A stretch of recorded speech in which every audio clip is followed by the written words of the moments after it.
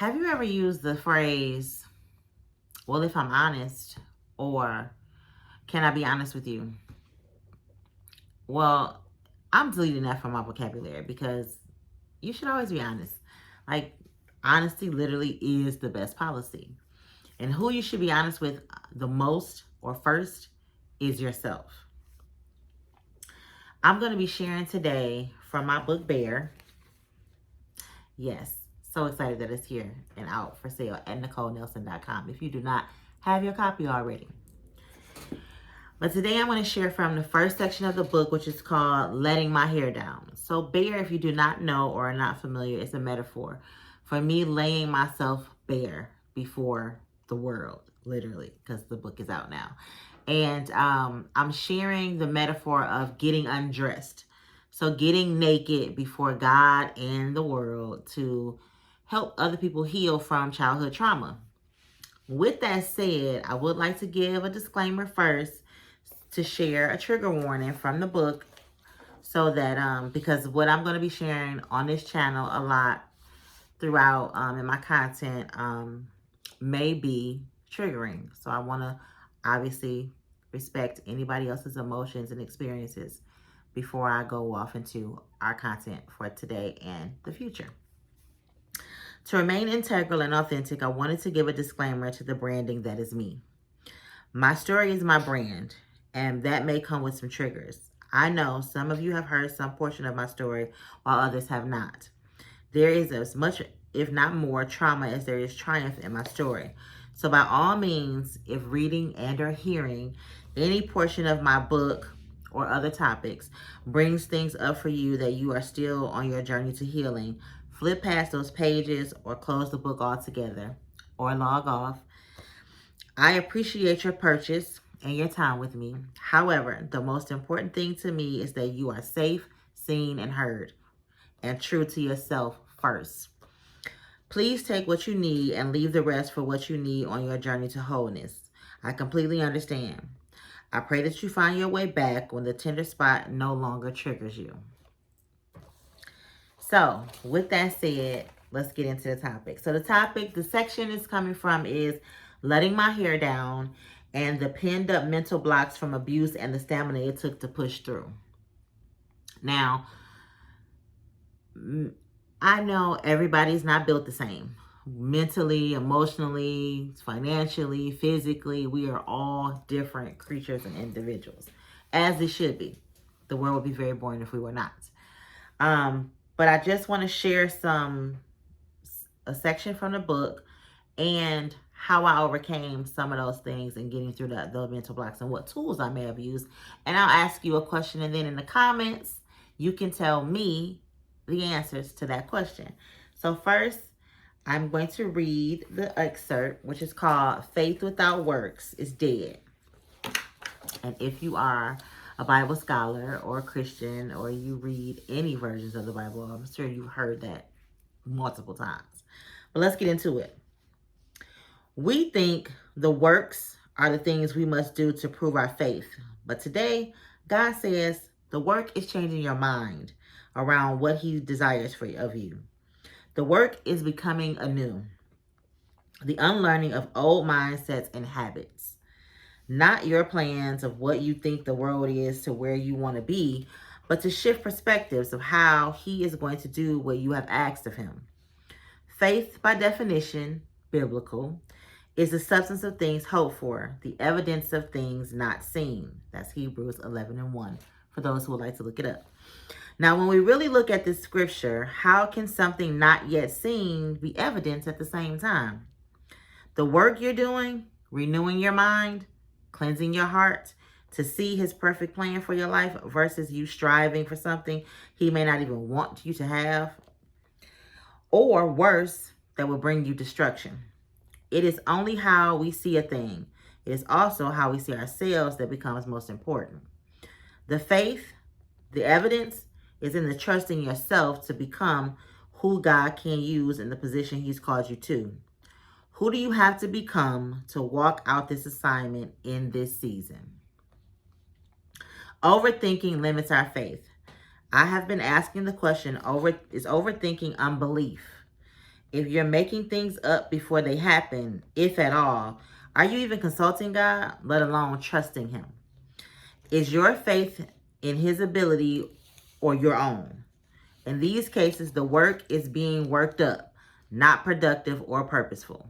Your mind is clouded with your fake scenarios. You'd never have clarity around what your next move or works is anyway. Drowning yourself in preparing so you never really actually have to move is not faith. That's called shrinking or hiding in plain sight and hiding behind planning. Ask me how I know. You can't be waiting on God and walking by faith at the same time. The work is within most often. We can't control outer elements, people, outcomes, all the things that have outside variables is up to God and His timing.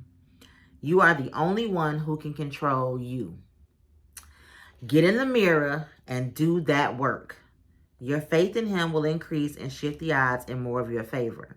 You will begin to see you and your life in a way God sees them both. Don't let shame, unhealed trauma, self-doubt, or fear keep you from the abundance that God has for you by working the wrong muscle as it pertains to faith. And that is on page 10, Faith Without Works. This is my kind of like my study guide version of my book, my sticky notes and highlighted pages. So that's on page 10, Faith Without Works. So when you're honest with yourself about where you are, like I said in that excerpt, you can't control outside variables. Who did it doesn't mean they're right or wrong. It just means focusing on them is not going to solve anything. You only can control you, and you only can change you. So when you go within, and whatever residue, scar, or wound that thing or words or experience has left you with, that is the thing you have to do the work on. And that is where you have to put your faith in God to help you process and move through that thing. So the first thing I did to overcome my feelings of shame and unworthiness was to get honest with myself. Honest about who I was and who I wanted to become. Digging deep into radical self-acceptance. Radical self-acceptance, if you are not familiar, is where you have to accept yourself for who you are today as you work towards who you want to become tomorrow and for the future. So, what is something that I did or tools that I used to get there? I got 3. The first one is obviously in the title, faith. I used my faith to stand on what God has promised me, what His word says, what has come out of prayer, what has come out of me attending church services, Bible studies, reading books, listening to podcasts, watching YouTube channels of my favorite pastors and preachers. My faith being increased on a regular basis. Every day I'm feeding myself something that my soul and my heart needs in order to shift my mind and my perspective, to renew my mind, to think differently about myself, to think differently about what has happened to me, while also acknowledging what has happened to me. Because sometimes when we suppress, we get amnesia, or we forget, or it's so down so deep that we don't even recall the memory or the situation. But the residue of what happened is spilling all over our lives. So you have to have faith to honestly clear your mind and your heart of what has happened to you so that you can move to the next thing. Honoring the past and accepting that you cannot change it, which is what I just said.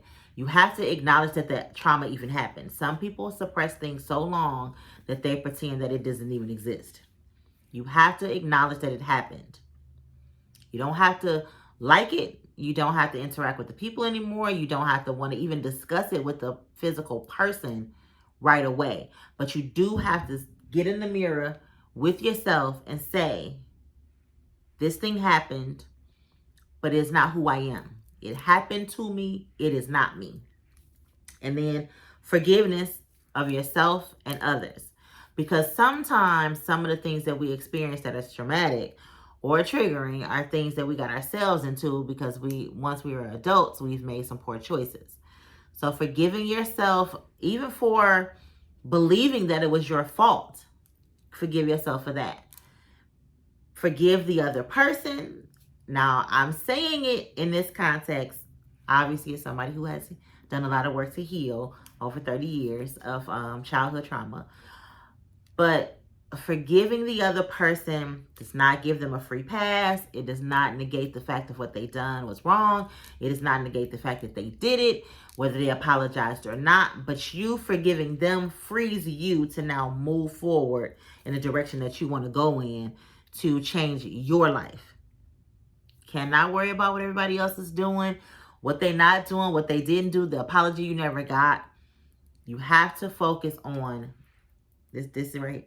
Well, let me go a little further down because include your heart. Because like right now we're renewing our mind though. We're gonna get the heart is the next section. We're gonna record that next week. But you have to, in order to renew your mind, you got to free it. And in order to free your mind, you have to forgive. I know it sounds crazy and it may not be easy, but forgiveness is key to you becoming the person that you know you can be on the other side of whatever you have experienced. And whatever that trauma is, it could be childhood trauma. It could be a trauma in your adult life. It could be health scare. It could be divorce. It could be loss of a career. It could be molestation. It could be rape. It could be all the things. You have to find it, dig somewhere, and find your way to forgiveness so that you can be whole and free and show up as the best version of yourself. That's the only way it's going to happen. So before I log off today, I hope this has been helpful. I hope that you found some value in what I've shared. I hope that you can use these tools on your journey to healing.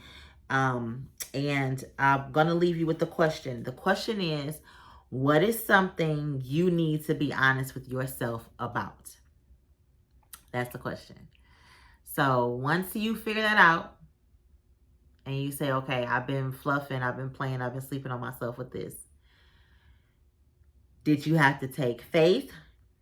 Or did you just have to honor that it actually happened and accept that you can't change it? Or do you need to forgive? Or do you need to use all three? And let me know in the comments what you had to do and how this helped you. And I will be back next week with section 2. And section 2 is, you guessed it, unbuttoning my blouse. We are going bare to be our best versions of ourselves. So I'll see you next time, and thank you for joining me. And click subscribe, like, and share, especially if you know somebody who needs this healing. If you have done the work, maybe there's somebody you know who can use the support. So please, by all means, like, subscribe, and share, and I'll see you next week. Thank you for joining me.